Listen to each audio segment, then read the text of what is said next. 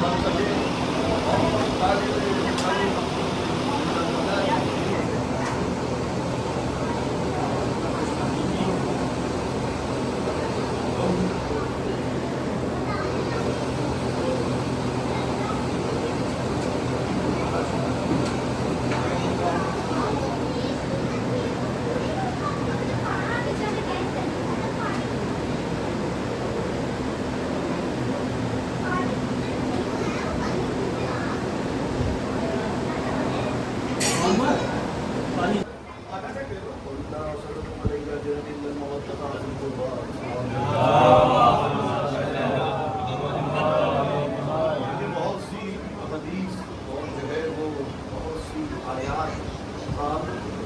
तालिब आल रसूल में हैं, बल्कि पूरे पूरे सूरे शान आल रसूल में हैं।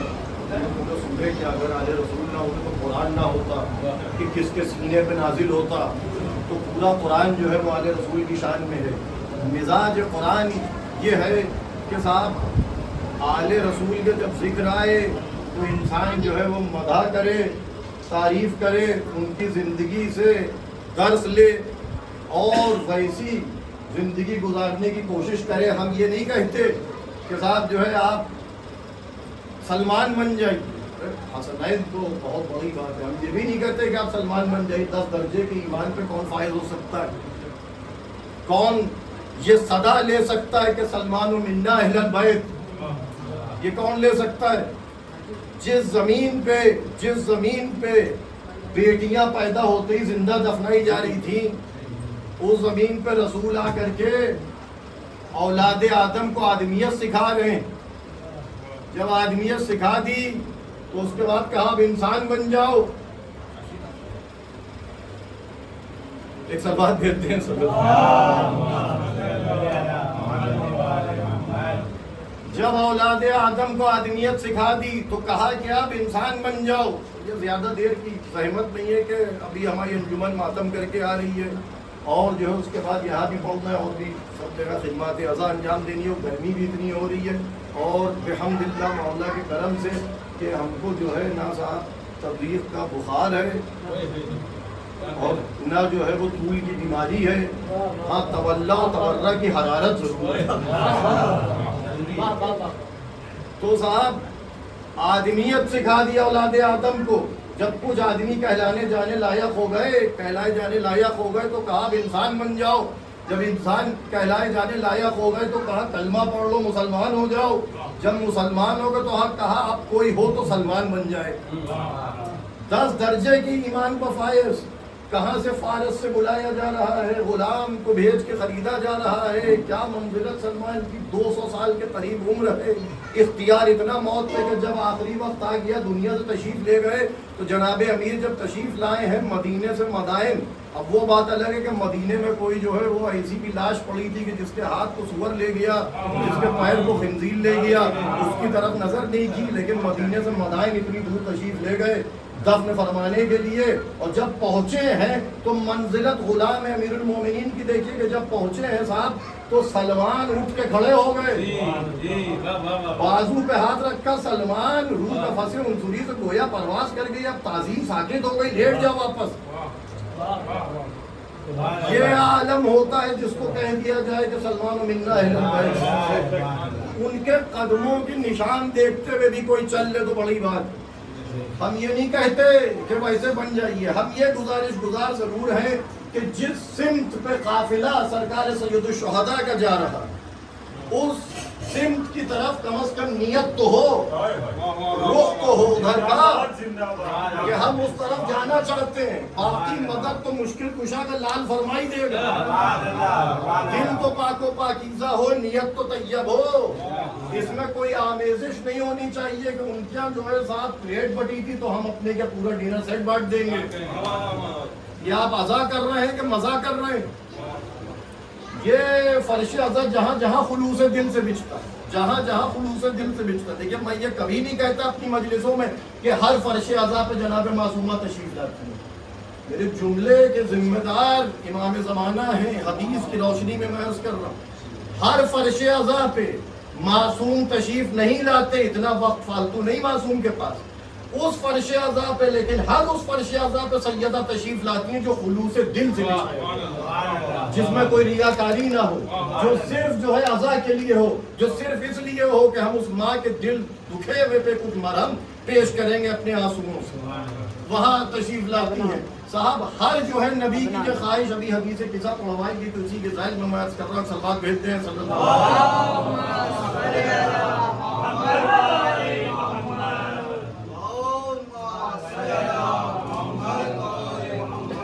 حدیث قصہ۔ صاحب یہ آیت کا نزول اس میں جو ہے کیا شان ہے آیت کے جو ہے وہ نزول کا، ہم کچھ اور واقعی میں سوچ کے آئے تھے، لیکن اب منظور یہی ہے کہ حدیث قصہ کے سلسلے میں پڑھ کے تو کہ آیت تطہیر کوئی سنا دے بھائی یہاں سے بچوں میں سے،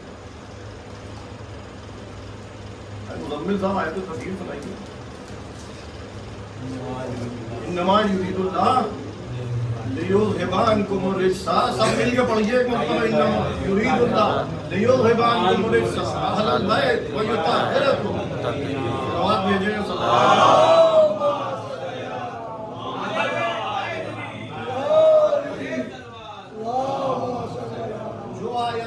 مولا کی شان میں نازل ہوئی ہیں، وہ دل میں رکھیے اپنے، یہ جو ہے وہ شفاعت کا باعث ہیں، ہر جگہ مشکل کشائی کریں گی یہ آیتیں کہ آیت تطہیر کیا شان ہے، کسی نبی کا نام نہیں اس آیت میں، کسی نبی کے اہل البیت کا نام نہیں آیا ہے اس میں آیت تطہیر۔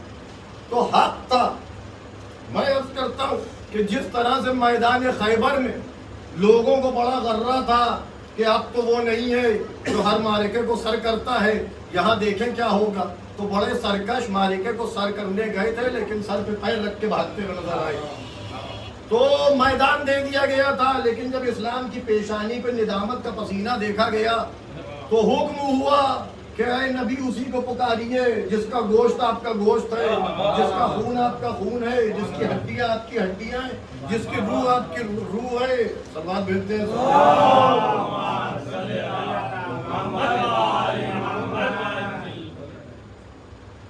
تو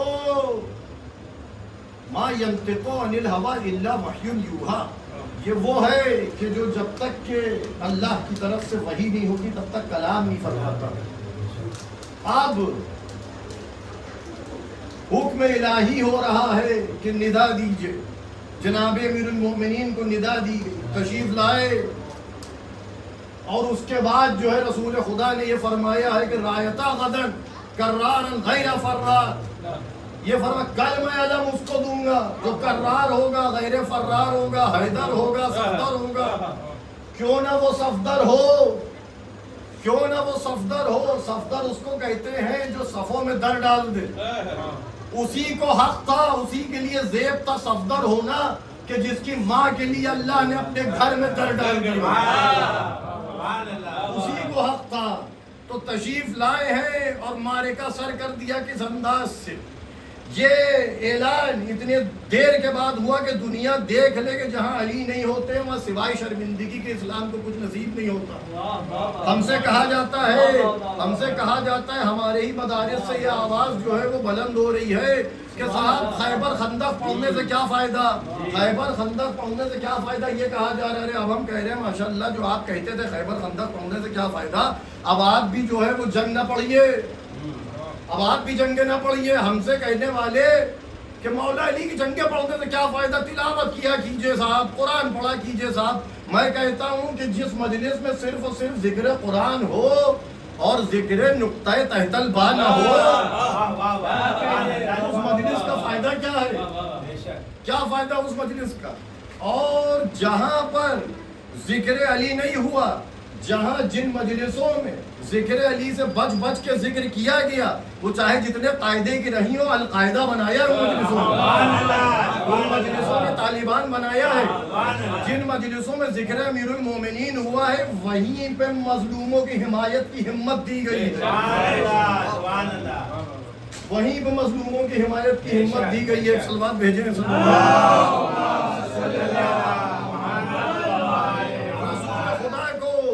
محسوس ہو رہا ہے، اور اپنی بیوی سے نہیں کہتے کہ ارے جو ہے کوئی چادر اڑا دو، بڑی تکلیف میں، جس کے گھر میں موجود ہے، جس کے گھر میں موجود ہے اس سے نہیں کہہ رہے۔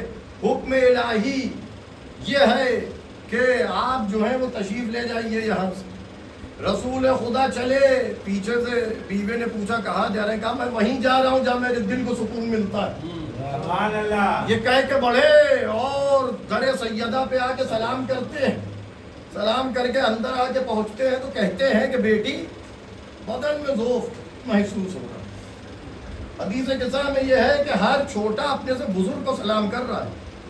پوری حدیث قصہ دیکھیے، بچے باپ کو سلام کر رہے ہیں، سلسلہ ہے، بزرگ کو سلام کر رہے ہیں، چھوٹے جو ہیں۔ لیکن رسول جب تشریف لائے ہیں تو اپنی بیٹی کو پہلے سلام کر رہے ہیں، اس کے پہلے کہ بیٹی سلام کرے۔ یہ دنیا کو پیغام دینا تھا کہ مرتبہ و منزلت فاطمہ کی سمجھ لو کہ یہ کچھ اور نہیں، ام ابیہا ہیں، یہ سمجھ لو۔ تشریف لائے، لانے کے بعد جو ہے کہا کہ ذوف محسوس ہو رہا ہے۔ سیدہ فرماتی ہیں کہ ایک چادر ہے کسائی یمانی، وہ اوڑھ لیجئے۔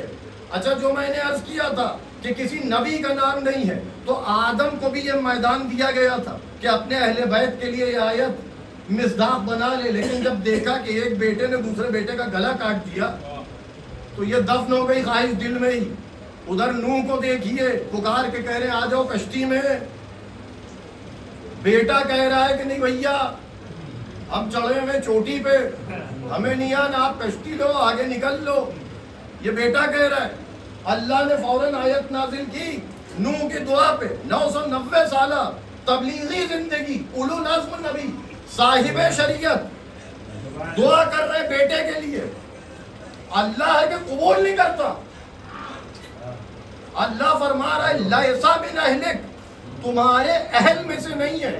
اللہ نے یہ نہیں فرمایا کہ تمہاری اولاد میں سے نہیں ہے۔ مطلب نوح کے دل کی گہرائی میں دفن راز کو، خواہش کو اللہ نے اپنے علم غیب سے دیکھا، خالق علم غیب، اور یہ دیکھتے ہوئے فرمایا کہ یہ اہل میں سے نہیں ہے جو تم سمجھ رہو کہ اہل بیت والی آیت اس کے لیے۔ آگے بڑھیے، جناب موسیٰ کے لیے کچھ دن کے لیے گئے تھے پہاڑ پہ، بھائی کو ذمہ داری دے کے لوٹ کے جب آئے تو دیکھا کہ ایک جو ہے وہ کسی کی شبیہ بنا دی گئی ہے، پرستش ہو رہی ہے۔ جھنجھوڑ کے کہا ہارون کا گریبان پکڑ کے یہ کیا ہو گیا تمہارے رہتے؟ یعنی کہ یقیناً ہارون نبی ہے موسیٰ کے بعد، مگر امت کو سنبھال نہ سکے جیسے موسیٰ سنبھال رہے۔ آگے بڑھیے جناب عیسیٰ پہ، نہ بیوی نہ بچہ، کہاں سے اہل بیت کی آیت آ جائے گی؟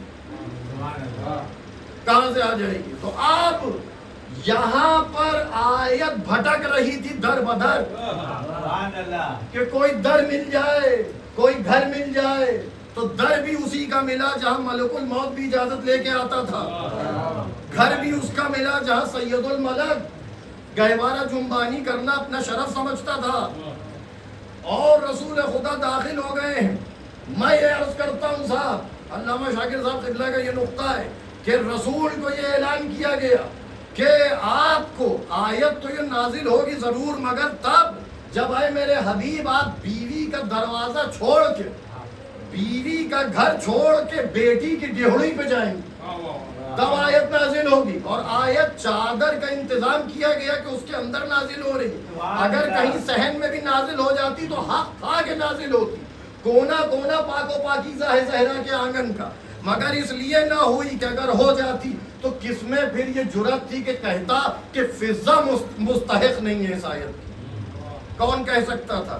اس لیے، اور ایک اور یہیں سے ربط مصائب ہے کہ یہ صاحب جو ہے اہتمام تھا پردے کا، کہ دنیا دیکھ لے کہ جو اس چادر کے نیچے آ جاتے ہیں ان کے پردے کی ذمہ داری میرے ذمن ہوتی ہے، میرے ذمن ہوتی ہے کہ جب جو ہے صاحب یہ سمجھیے کہ آیت کا نازل ہونا ہے، اور اس کے بعد جب بھی رسول تشریف لے جاتے تھے تو ہمیشہ یہ السلام علیکم یا مابین الرسالہ، السلام علیکم اہل بیت النبوہ، یہ کہتے ہوئے جاتے تھے۔ سلمان کا ذکر کیا، داڑھی اپنی ڈیہڑی پر رگڑتے تھے، در سیدہ 10 درجے پہ فائز ہیں ایمان، یہ کیا کرتے ہیں؟ ہم سے کہا جاتا ہے صاحب تازیہ نہ چومیے، علم نہ چومیے، سلمان سے کہو کہ در سیدہ پہ سجدہ ریز کیوں ہو؟ در چوکھٹ ہے نا، جناب سیدہ کے قدم ہے مبارک تو نہیں ہے، امام حسن کے پیر تو نہیں ہے، امام حسین کے ہاتھ تو نہیں ہے جن پہ سجدہ کر رہے، ڈیوڑی پہ چوکھٹ پہ سجدہ کر رہے سلمان. یہ بتا رہے ہیں کہ جو چیز حسنین سے آل رسول سے منسوب ہو جائے وہ اتنی لائق تعظیم ہو جاتی ہے کہ 10 درجے پہ بھی میں اگر فائز ہوں تو 7 تسلیم کو جھکے. ایک سلوات بھیج دیں.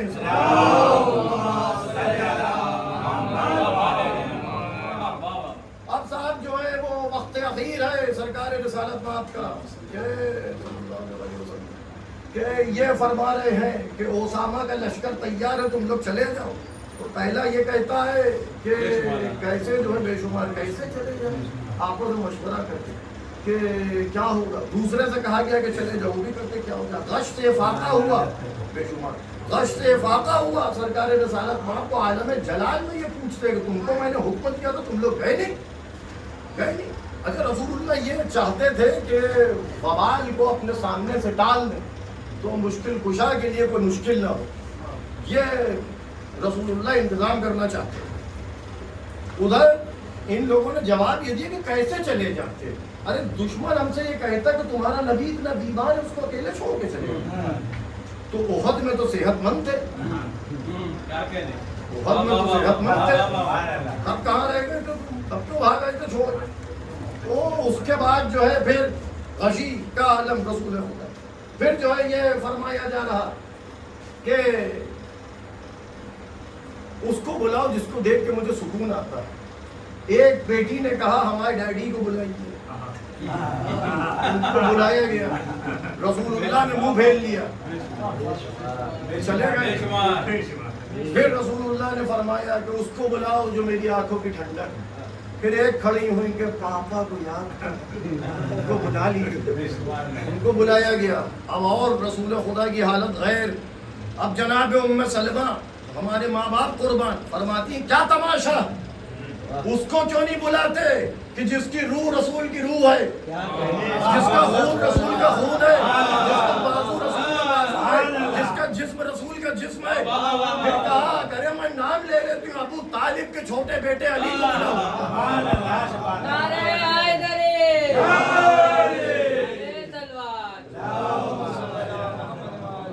بلایا گیا رسول خدا کا. صاحب آپ سمجھے کہ سر مبارک ہے جناب امیر المومنین کا سینہ ہے، اور جو ہے وصیت کرتے کرتے دنیا سے تشریف لیے جا رہے ہیں. اور نماز جنازہ صرف ایک ہوئی رسول اللہ کی جو جناب امیر المومنین نے پڑھائی، باقی جس نے پڑھی فرادہ پڑھی. جماعت کے ساتھ نماز جنازہ صرف ایک ہوئی جو جناب امیر المومنین نے پڑھائی. اب یہاں پر یہ ہے کہ دروازے پہ لکڑیاں گویا جمع کی جائے کہ باہر علی کو نکالا جائے کہ ہم جو ہے وہ طالب بیعت ہیں. جناب امیر المومنین چاہتے ہیں کہ دروازے پہ جائیں، لیکن جناب سیدہ نے روک لیا کہ رکیے میں کچھ بات کرتی، کچھ مصالحت کرتی. گئی در دولت کو اور پکار کے کہا تم لوگوں کو کیا یہ لحاظ نہیں کہ یہ دروازہ کون سا دروازہ ہے؟ یہاں رسول سلام کرتے تھے، اس گھر میں نزول آیات ربانی ہوئی. تم نے دیکھا ہے یہاں جبریل آ کر کے درس لیتے تھے. کافی مجمع منتشر ہو گیا ڈر کے مارے، لیکن کچھ ایسے اشقیاء تھے کہ جہنم بھی گویا شرما جائے جن کو دیکھتے. وہ کھڑے رہے. پھر سیدہ نے پکار کے کہا کہ ارے تم کو خبر نہیں اس گھر میں چھوٹے چھوٹے بچے. تو یہ کہا گیا کہ ہمیں کوئی پرواہ نہیں، بچے ہو عورتیں ہو کوئی ہو، علی کو باہر نکالو. اس کے بعد جو ظلم ہوا وہ آپ کی نظر کے سامنے ہے. پردے کا اہتمام جو ہے یہاں وہ بس سن لیجیے کہ جب جو ہے جناب امیر المومنین کے گلو مبارک پہ رسم باندھ کے لے گئے، سیدہ اس عالم میں ہے کہ چلتا ہوا دروازہ ہاتھوں سے تھامے ہے، زمین پہ تشریف فرما ہے.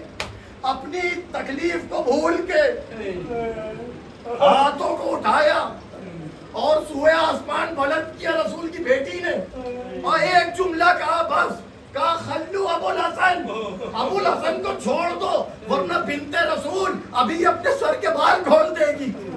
یہ کہنا تھا کہ مسجد النبوی کی دیواریں اتنی بلند ہوئی کہ قطار ناقہ میں سواری کے گزر جائے. اشقیہ چھوڑ چھوڑ کے بھاگے علی مرتضیٰ کو. رسول کو جو بچائے اس کا نام علی، جو علی کو بچائے اس کا نام سیدہ۔ یہ آیت تطہیر کی ذمہ داری تھی کہ بے پردہ نہ ہونے دیا اس کو جو زیر کسائے یمانی آ گئے۔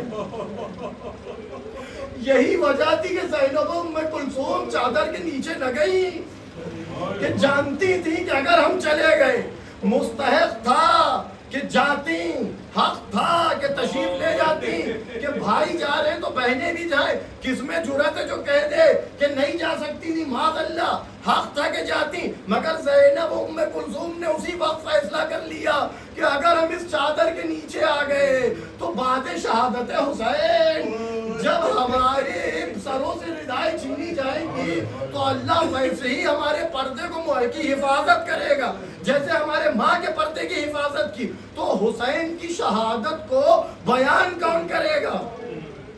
آج 12 محرم ہے، سیوم امام ہے، کوئی غریب سے غریب بھی دنیا سے جاتا ہے، اس کا جنازہ ایسے اٹھتا ہے کہ فاتحہ بھی ہوتا ہے، مجلس بھی ہوتی ہے، قرآن خوانی بھی ہوتی ہے، تبرک بھی بڑھتا ہے۔ ہم نے خود ایسی مجلسوں میں شرکت کی ہے کہ جہاں ایک وقت کے کھانے کا نہیں مگر ایسی شاندار مجلس ہو رہی ہے، محلے والے کھڑے ہوئے جا رہے ہیں، مگر وہ جو مالک کائنات ہو، جس کے صدقے میں کائنات بنی ہو، اس کا جنازہ اڑیا پڑا ہے۔ امام زمانہ فریاد کر رہے زیارت الہیہ میں کہ سلام ہو میرے جد پہ، سلام ہو ان جسمہائے بریدہ پہ کہ جن کے رنگت دھوپ کی شدت سے بدل گئے، یعنی اتنی دیر تک جسمہائے بریدہ سورج کے نیچے پڑے رہے۔ ایک اور جملہ امام زمانہ کے زیارت الہیہ میں فرماتے سلام ہو میرے جد پر، سلام ہو میرے جد پر۔ ارے جس کے جسم بریدہ کی حالت دیکھ کے جنگل کے بھیڑیے خوف زدے ہو کے بھاگ گئے، اتنے زخم تھے حسین کے جسم پہ۔ یہ امام زمانہ کا جملہ ہے اور کسی کا نہیں۔ ارے ایک جو ہے 12 محرم کو عجیب و غریب اور 10 محرم کا عجیب و غریب رسم ہوتی ہے کربلا معلیٰ میں، جنہوں نے دیکھی زیارت، جن کو نصیب ہوئی ہے اللہ شرف قبولیت بخشے، جو نہ گئے مولا جلد از جلد کہ جس کو رسوم تواریج کہتے ہیں، جس میں ہوتا یہ ہے کہ اندھا دھند وہاں کا مجمع دوڑتا ہے کربلا معلیٰ کے صحن میں اور سر پہ خاک اڑاتا جاتا ہے۔ اس کی تاریخ یہ ہے کہ ایک وہاں باب بنا ہے، باب امام زمان کہتے ہیں، حرم مطہر میں، جس کے سامنے مقام امام زمان ہے۔ مقام امام زمان کی یہ تاریخ ہے کہ نہر فرات کے اوپر لوگوں نے دیکھا تھا، مومنین نے، کہ 10 محرم کو ایک مصلی بچھا پانی کے اوپر، اس پہ ایک کوئی نورانی ہستی ہے جو بیٹھ کر کے واہ جدہ واہ حسینہ واہ عباسہ واہ فاطمہ یہ نعرے بلند کر رہا ہے۔ کوئی نورانی ہستی بیٹھ کر کے نعرے بلند فرما رہی ہے۔ یہ مجمع دوڑتا ہوا وہاں گیا، دیکھا کہ حالت سجدہ میں کوئی ہے جو چیخ مار مار کے رو رہا ہے۔ انہوں نے پکار کے کہا آپ کون ہیں؟ سر کو سجدے سے اٹھایا، کہا ارے میں تمہارے وقت کا امام ہوں۔ لوگوں نے کہا آقا ہمارا پرسہ قبول کرو۔ پرسہ تو قبول بعد میں کیا، مگر پہلے ایک جملہ کہا، رومال ہاتھ میں لیے تھے، رخ کیا سوئے روضہ شبیر اور کہا جد مظلوم جب آنکھوں کے آنسو خشک ہو جاتے ہیں تو یہ دیکھو تمہاری خدمت میں خون روتا ہے تمہارا اور تمہارے اولاد۔ یہ جملہ کہا، اس کے بعد اٹھے مصلی سے، اٹھ کے دوڑے سوئے ذریعہ امام حسین، پیچھے پیچھے مجمع دوڑا، اندر گئے صحن میں، رواق میں گئے، زری کے پاس گئے، زوردار ماتم کیا امام زمانہ نے اور کہتے تھے کاش کہ ہم بھی کربلا میں ہوتے ہیں جد مظلوم تو تم پر اپنی جان قربان کر دیتے۔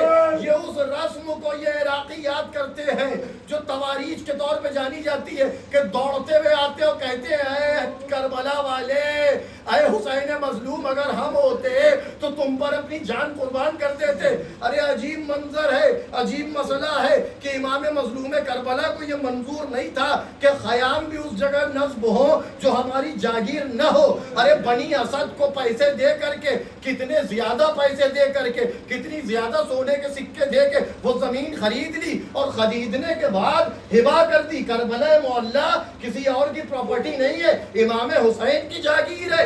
امام نے وہ جگہ خریدی، خرید کے بنو اسد کو ہبا کر دی. کہا ایک شرط ہے ہبا کرتے وقت میں لگا رہا ہوں. کہا آقا کیا؟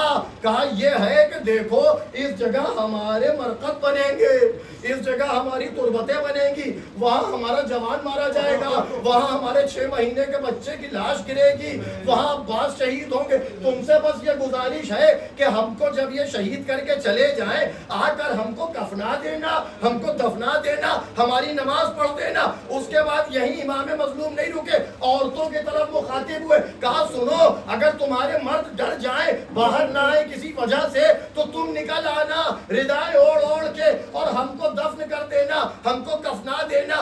پھر بھی یہاں نہ رکا امام مظلوم, بچوں کی طرف دیکھا.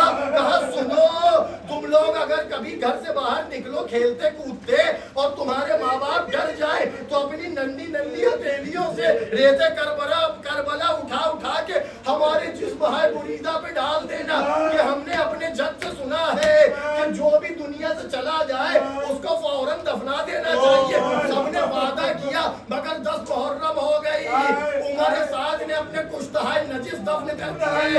امام زین العابدین کے لیے زنجیریں آ گئی, جناب زینب کے لیے رسیاں آ گئی. بے کجاوا اونٹوں پہ شہزادی جا رہی ہے, دیکھ رہی ہے کہ امام زین العابدین کی کیفیت ایسی ہے کہ ابھی روح کفس انظری سے پرواز کر جائے. اپنے کو کرے تو کیا کرے جناب زینب؟ یہ باجے ملاہین اتنی زور سے بجا رہے تھے کہ آواز بھی نہ سن سکتے تھے امام زین العابدین. جناب زینب نے اپنے کو ناقے کی بلندی سے گرا دیا. اس طرح سے زمین پہ شہزادی آئی جیسے ابو الفضل عباس گھوڑے سے زمین پر آئے. اس کے بعد امام زین العابدین نے کہا پھپھی اماں کیا ہو گیا؟ کہا کیا کروں بیٹا, میں نہیں چاہتی کہ حسین کا فرزند بھی یہاں ایک اور شہید ہو جائے. اور کہا کہ تم کیوں پریشان ہو, تمہارے بابا کا وہ شاندار روضہ بنے گا کہ زائرین جوق در جوق آ کے زیارت کا شرف حاصل کریں گے.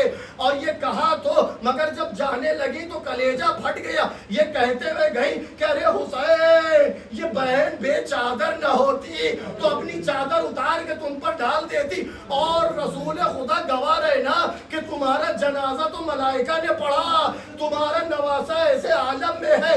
شہزادی چلی گئی, آخری جملہ مجلس کو تمام کر دیا. کوئی نہیں جو 10 محرم کو آ کے دفن کرے, کوئی نہیں جو 11 محرم کو آئے. امام زین العابدین نے بحالت اعجاز 12 محرم کو زنجیریں کھولی, بیڑیاں کھولی, تشریف لائے کربلا کے بن میں آ کے پکار کے کہا رہے وہ لوگ کہاں ہیں جن سے میرے بابا نے وعدہ لیا تھا. یہ آواز جب زین العابدین کی سنی, بنو اسد دوڑتے ہوئے نکلے. کہا آقا زادے کیا ہو گیا؟ کہا ارے وہی ہوا جس کے مصائب میرے بابا پڑھتے ہوئے گئے تھے. تم سے بھائیوں بڑا شکوہ ہے کہ اتنے دنوں تک کہ میرے بابا کا جسم ایسے ہی پڑا رہا. بنو اسد نے معافی مانگی, مل کے دفن کیا. اس طرح سے دفن کیا کہ کبھی قاسم کا کوئی ٹکڑا اٹھاتے تھے, کبھی اولو محمد کا بازو اٹھاتے تھے, کبھی رسول کی ہوا بچھا دیتے تھے, کبھی چٹائی پہ کسی شہید کو رکھ دیتے تھے. ارے گنج شہیدہ 70 سے زیادہ شہداء دفن ہو گئے, مگر گنج شہیدہ صرف اتنی بڑی ہے, 70 سے زیادہ شہید, اور لہر اتنی بڑی کہ جیسے کوئی ایک آدمی دفن ہوتا ہے. امام زین العابدین نے ٹکڑوں کو جمع کر کے دفنوں کو تو کر دیا, مگر ایک ٹکڑا ذرا بڑا سا مل گیا. نہ جانے کس کا تھا کہ ارے اس کے سینے کے ٹکڑے پہ اپنا منہ رکھا. ارے جب جو ہے مقاتل پڑھی ہے تو پتہ لگتا ہے کس کا ٹکڑا تھا. کہتے تھے امو چلے گئے, زینب کے سر سے ردا چھن گئی, سکینہ کی بالیاں چھن گئی, کرتا بھی جل گیا. ہمارے ہاتھوں میں یہ نشان دیکھو, ہم چلی کے تمہارے آقا کا سر نیزے پہ بلند کیا گیا. اللہم وہذا یوم تجدد فیہ النعمت وتنزل فیہ اللعنت علی اللعین یزید والا علی یزید والا علی زیاد وعلى مروان الى يوم القيامه. اللهم صل لوليك الحجة ابن الحسن صلواتك عليه وعلى آله في هذه الساعة في كل ساعة وليا وحافظا وقائدا وناصرا ودليلا وعينا حتى تسكنه ارضك طوعا وتمتع فيها طويلا. ربنا تقبل